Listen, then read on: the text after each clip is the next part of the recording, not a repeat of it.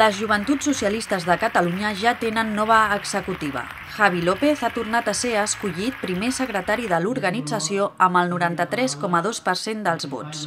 López, que ha presentat una candidatura paritària i representativa del territori, dirigirà les Joventuts Socialistes durant els propers 3 anys amb l'objectiu de mantenir la cohesió dins l'organització i aprofitar l'estructura ja consolidada per treballar per adaptar-se al nou context de crisi econòmica i social.